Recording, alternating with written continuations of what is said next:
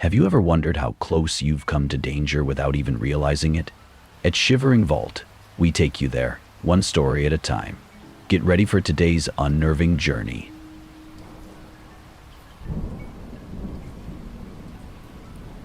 It was a cold December morning in Minneapolis, and my daughter, Lily, had been begging me to take her to the annual Christmas parade. She'd been talking about it for weeks, especially the new mascot they were introducing this year.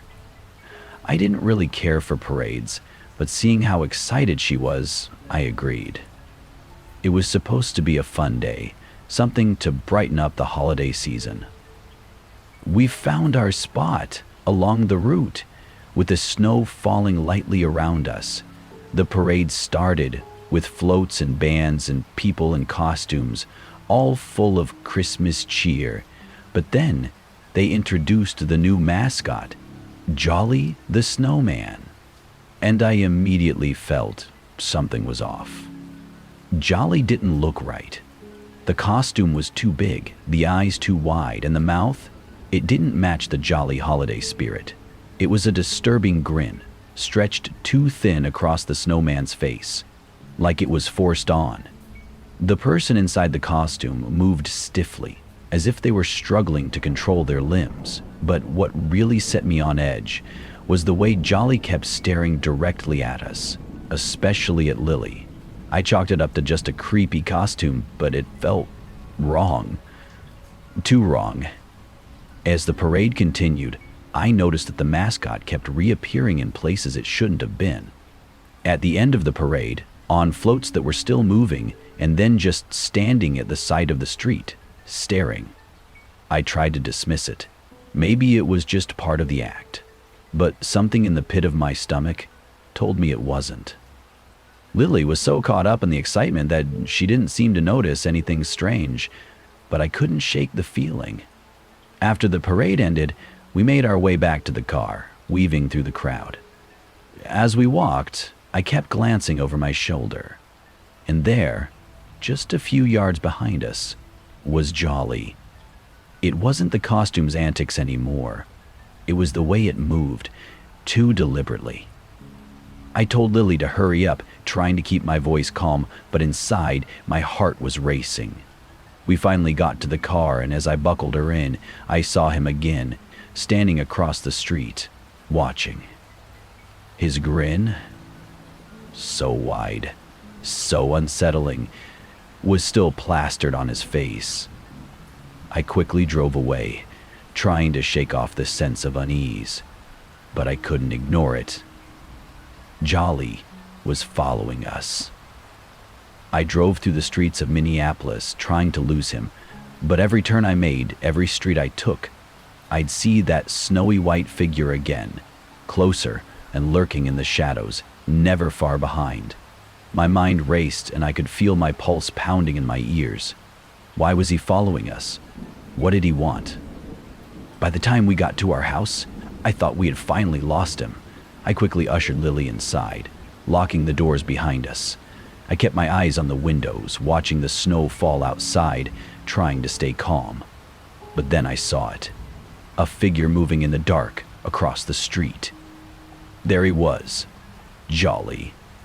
I couldn't take it anymore. My fear had turned to anger. I grabbed a baseball bat from the closet, ready to confront whatever this was. As I stepped outside, I saw Jolly slowly moving toward our porch, his eyes still locked on mine. I could feel the cold air bite at my skin as I walked toward him, holding the bat tightly in my hands. "You!" I shouted, voice trembling. "What do you want?" The mascot stopped, and for a moment, there was a sickening silence. Then, to my shock, the figure inside the costume slowly pulled off the mask, revealing the face of someone I hadn't seen in years. It was Greg, an old friend from high school.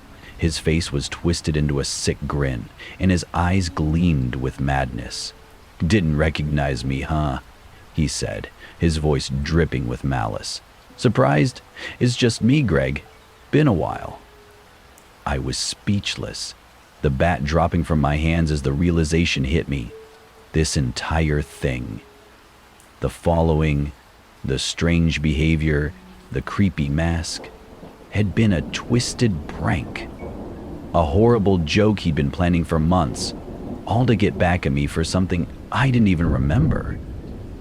Greg had been obsessed with the idea of scaring me, and this ridiculous Christmas mascot was his way of tormenting me.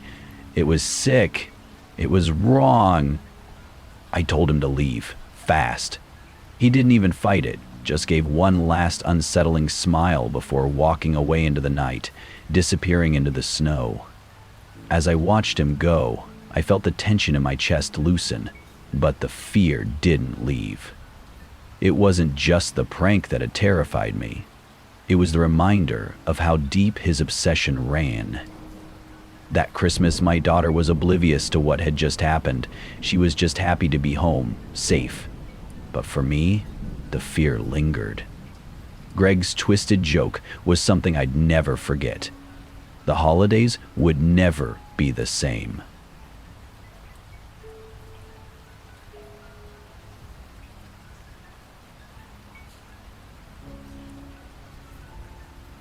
It was Christmas Eve in Charleston, South Carolina, and the house was buzzing with excitement.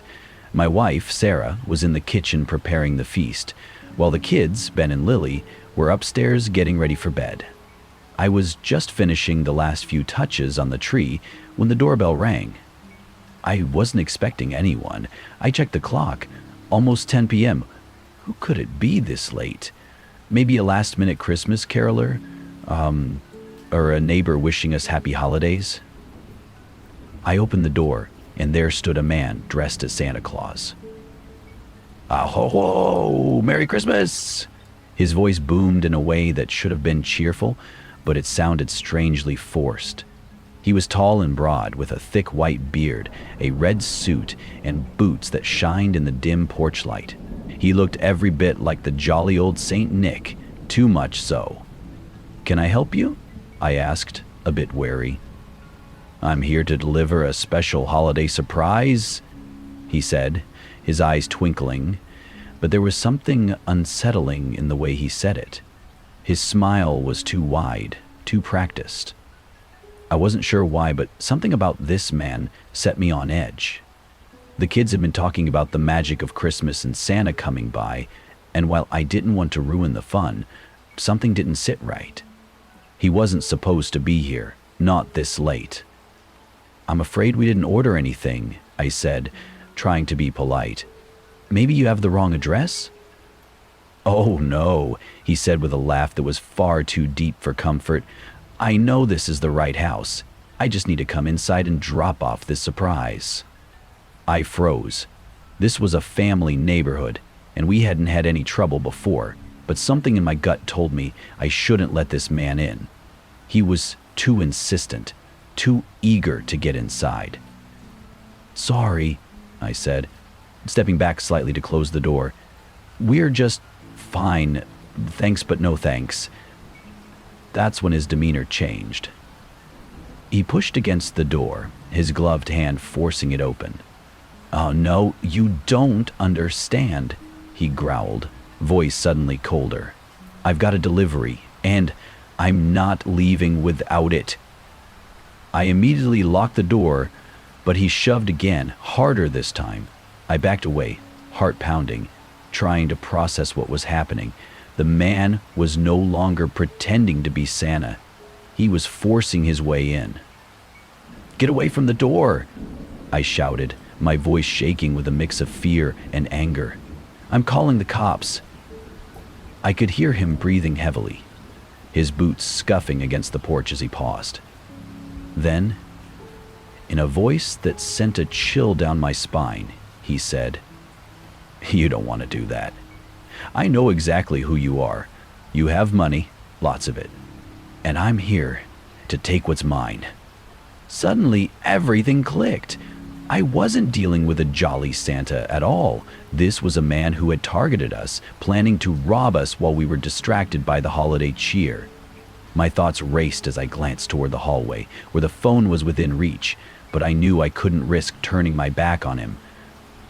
"Please, just leave," I said, my voice barely above a whisper.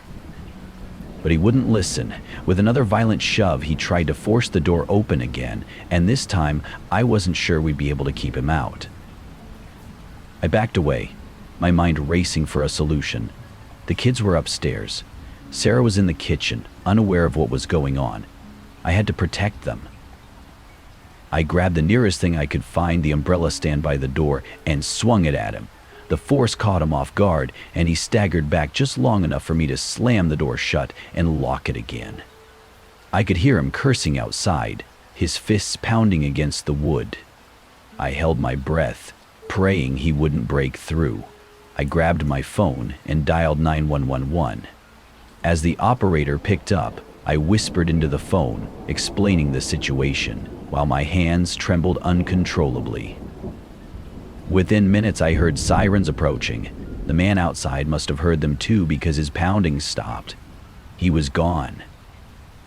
The police arrived quickly, but by the time they searched the neighborhood, there was no sign of him. It was clear he had been casing our house, maybe for weeks, waiting for the right moment to strike. The police were able to confirm that the man had been involved in several break-ins across Charleston, robbing families during the holidays by pretending to be Santa. It made sense. He had used the holiday spirit and our own expectations against us, luring us into a false sense of security. Christmas morning came, but the magic was gone. The gifts were under the tree, but the joy of the holiday felt hollow. We were lucky. We had narrowly avoided disaster. And even though we had security cameras now and extra locks on the doors, I couldn't help but look over my shoulder every time the doorbell rang. The Santa robber was out there somewhere, and next Christmas, I wouldn't be so trusting.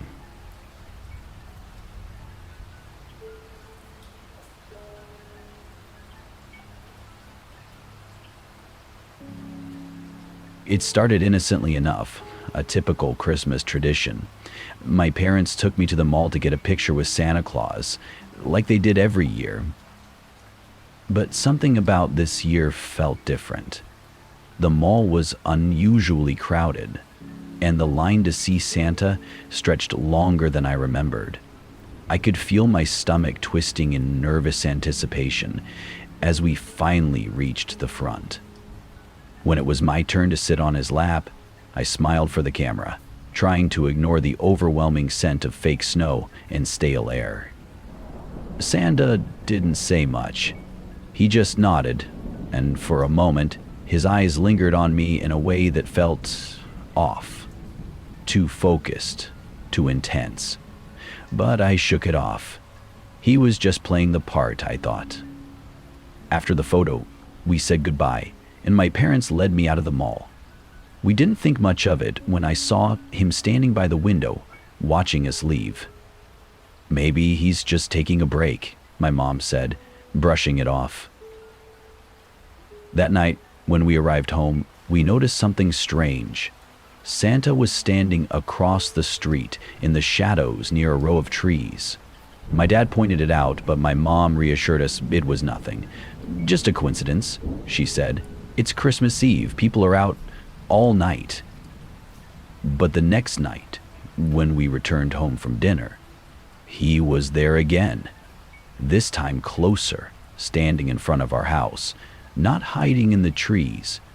I could feel the hairs on the back of my neck stand up, and I told my dad. He frowned and said he'd go check the security camera footage. When we reviewed it, there was no mistaking it. The man in the Santa suit had been walking up and down our street, peering into our windows. Every night, always after dark. At this point, my parents were starting to worry. My dad called the police, but they told him there was nothing they could do until something happened.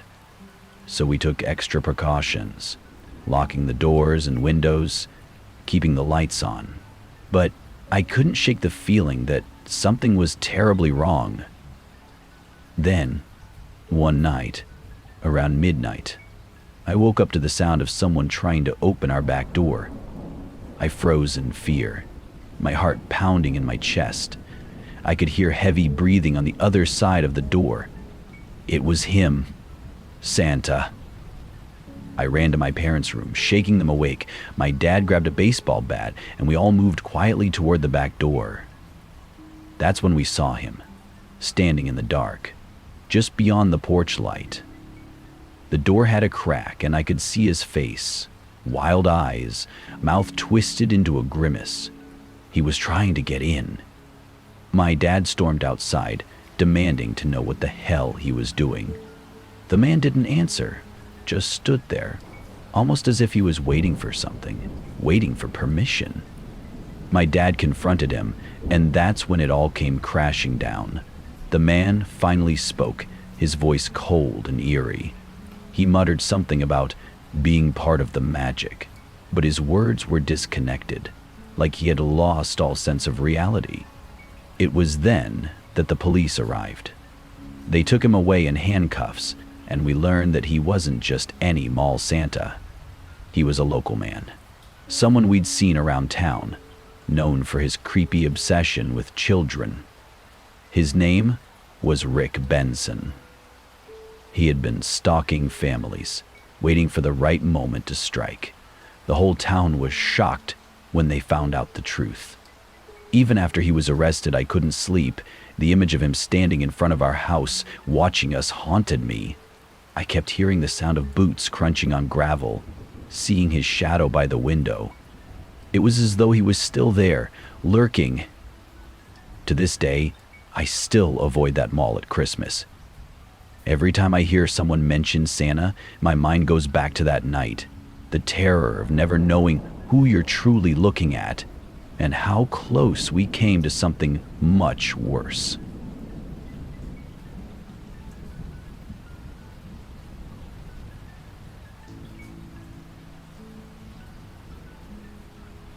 It all started one snowy afternoon in Cleveland, Ohio. I had just finished wrapping the last of my holiday gifts and was about to sit down with a glass of wine when there was a knock at the door. I wasn't expecting anyone. I hesitated for a moment, but when I opened the door, there was no one there. Just an envelope, left on the doorstep. The envelope was thick, the kind you get for formal invitations. It was a rich red color with elegant gold lettering, and on the front was a name I didn't recognize. The card inside was even more elaborate, a fine parchment with an address, time, and an invitation to a Christmas gathering. No other details. It was strange, but I couldn't deny the intrigue that washed over me. How could I resist? I assumed it was one of those charity events or a quirky holiday gathering. I had nothing else planned, and I figured it might be a nice way to get into the Christmas spirit. Plus, Cleveland's small enough that everyone seems to know everyone else. How strange could it really be? I arrived at the address that evening, a house tucked away in a quiet corner of the city. It was an older building, almost gothic in its appearance, surrounded by tall trees that seemed to swallow up the light. When I rang the doorbell, it was answered almost immediately by a woman in a sharp black dress, her face pale but polite. "Welcome," she said, ushering me inside. "We've been waiting for you." I stepped into a large living room filled with dimly lit candles and an eerie sense of calm. There were about a dozen other guests inside, all standing in small groups, talking in hushed voices. They all turned to look at me as I entered, their expressions blank, eyes distant. "Don't mind them," the woman said, her smile never faltering. "Everyone's a bit quiet tonight. Please, make yourself comfortable." I nodded, feeling more unsettled than I'd like to admit, but tried to shake it off. It was just a Christmas party, right? I grabbed a glass of wine and began to mingle. The conversations were stilted, forced, and the whole atmosphere felt off. It was as if everyone was there under duress, playing a part. Then, things started to take a darker turn. The first person disappeared around midnight. I didn't see it happen, but one minute we were all talking, and the next, they were simply gone. No one seemed to notice at first, and when I asked where they'd gone, the woman who had welcomed me into the house just smiled and said, "Oh, they'll be back soon." But then another person vanished, and then another. It wasn't long before I realized that something was horribly wrong. This wasn't a party, it was a trap. I tried to leave, but every exit was locked. The windows were barred and the doors wouldn't open. The walls seemed to close in on me, and I could feel the panic rising in my chest.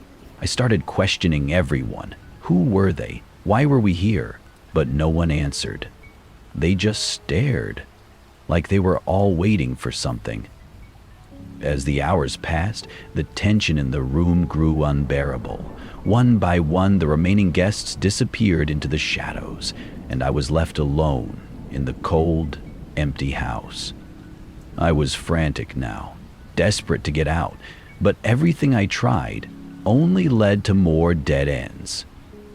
Finally, I managed to find a hidden door at the back of the house. It opened into a narrow, dark hallway, and I ran, not caring where it led, only that it was freedom. I stumbled into the cold night air, gasping for breath. But there, in the moonlight, stood the last person I expected to see. "Surprised to see me?" he said with a smile that sent a chill down my spine.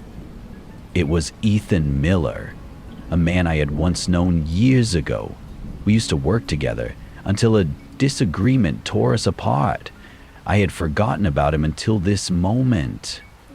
"You were always too smug, too sure of yourself," he continued, his voice cold and clipped. "You thought you could just walk away from everything without consequences." I stood there stunned. "Ethan, what is this? What the hell is going on?" He laughed bitterly. "This was your invitation to the game. I've been planning this for years, ever since you ruined me." I began to piece it together. Ethan had orchestrated this twisted gathering as a way to extract his revenge, luring me into a night of terror to make me feel the same helplessness he had experienced all those years ago. The other guests had been pawns in his sadistic game, all part of his elaborate plan. The realization hit me hard, but there was no time for reflection. Ethan's eyes were full of malice now, and I knew he wouldn't let me leave without one last lesson. I bolted, running down the dark streets, my breath ragged, my heart pounding in my chest. I managed to make it to a nearby streetlight before I collapsed, out of breath and terrified. I called the police, but by the time they arrived, the house was empty. Ethan had vanished without a trace. No one believed me when I told them the truth, how I had been invited into a trap, a game designed to punish me for sins I had long forgotten. But the fear remained. Every Christmas since then, I've wondered if Ethan is out there, waiting, planning. And with every holiday season, I can't help but feel like the invitation could come again, pulling me back into the nightmare.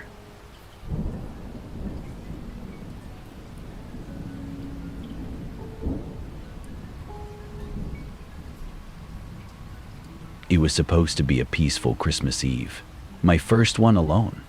After a messy breakup earlier that year, I decided to skip the family gatherings and spent the holiday in quiet solitude.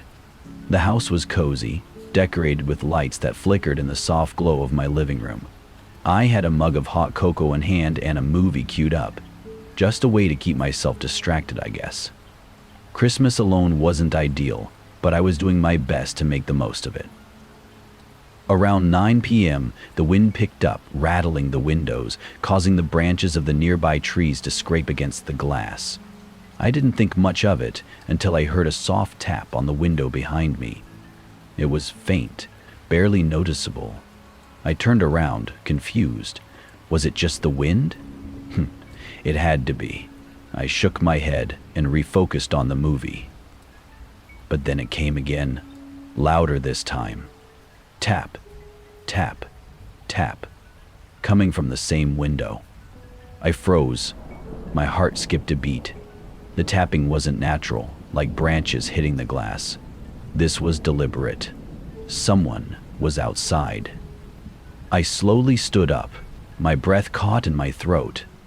The house was quiet, except for that relentless tapping.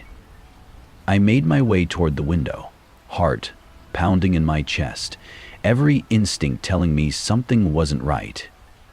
I peered through the blinds, but there was nothing there, just the dark shadows of the yard and the faint outline of my neighbor's house across the street. I let out a shaky breath, trying to calm myself. Maybe it was just a branch after all, or some animal scurrying around outside. I turned back to the living room, but then I saw it. A dark shape cast across the glass, blocking out the faint light from the street lamp outside. The shadow of a man. I froze again. My blood turned cold as I instinctively stepped back from the window. It couldn't be. Not here, not tonight. I quickly grabbed my phone and called the police, my hands shaking so badly I could barely dial. 911, what's your emergency? I think someone's outside my window, I managed to say, barely able to get the words out. I saw a shadow and there's tapping. I'm alone. Please, send someone.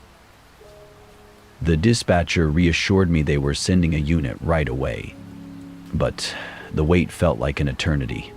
Every second felt heavier, and my mind raced with possibilities. Was it someone I knew? A stranger? Why now? I crept back to the window, staying as far from the glass as I could. I couldn't see anything. No one was there. Had they left?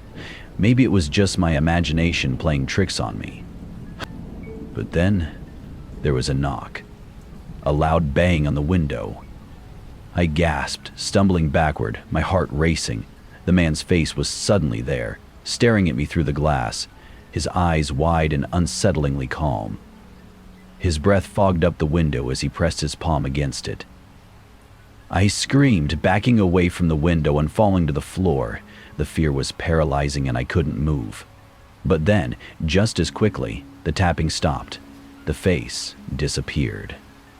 A few minutes later, the police arrived. 2 officers came inside, asking me what had happened. I showed them the window, where the faint markings of fingerprints were still visible, the glass smeared with what looked like the remnants of someone's breath. They didn't need to ask many questions. They already knew who had done this. When they told me the man's name, my stomach dropped. It was my former neighbor, Greg Martin. He had lived a few houses down, a quiet man who always seemed nice enough, until he started acting strangely a few months ago. He had moved away, but apparently he'd been obsessively watching me ever since. The police found him not far from the house, just down the street, lurking in the shadows. He was arrested without a struggle, but not before telling the officers that he'd missed seeing me. His obsession had grown into something dark, something dangerous. As I stood there, watching him being led away in handcuffs, I couldn't stop shaking. The terror still hadn't faded, even with him gone. I had no idea how long he'd been watching me. How many nights had he stood in the dark, waiting? The officers assured me that they would be keeping an eye on the neighborhood, but there was something they couldn't promise me, that he wouldn't come back. Christmas Eve was now a night I would never forget, and I couldn't shake the feeling that next year, I might hear the tapping again.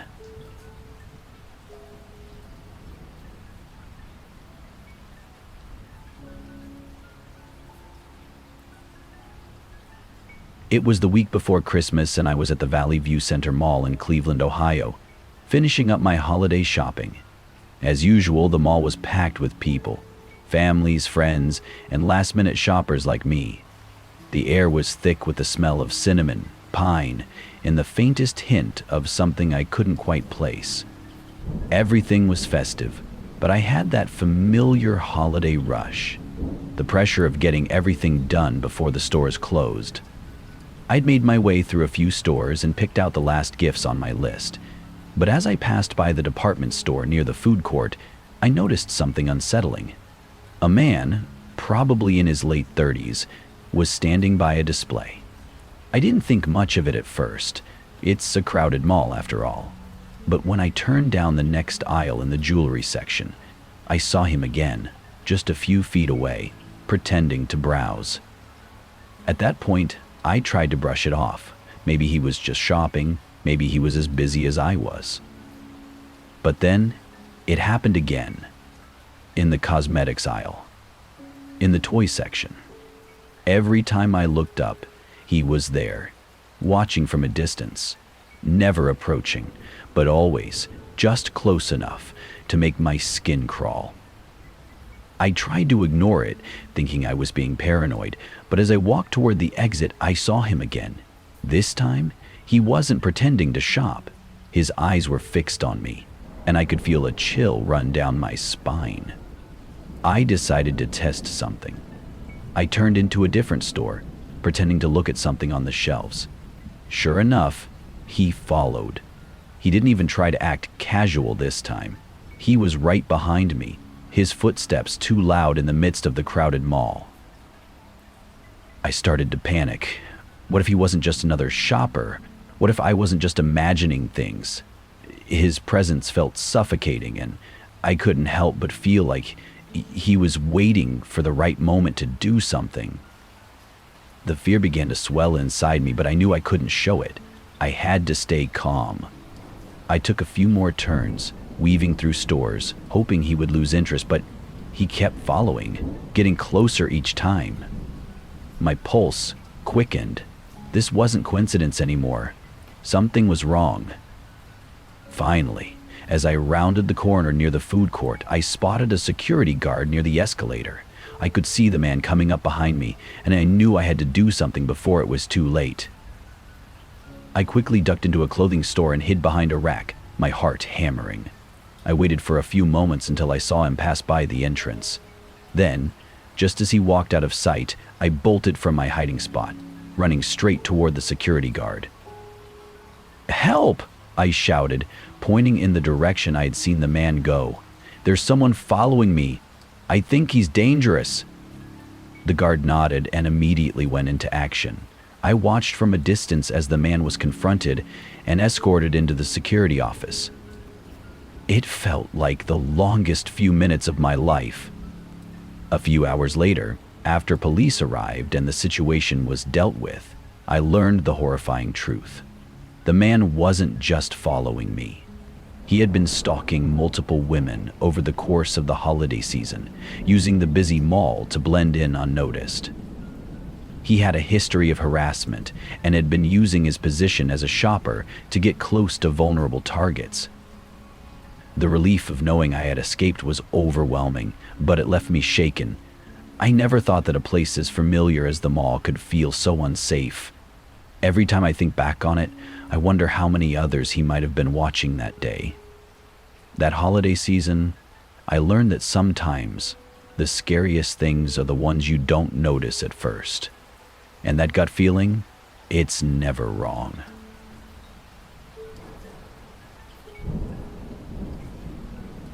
That's it for today's tale from Shivering Vault.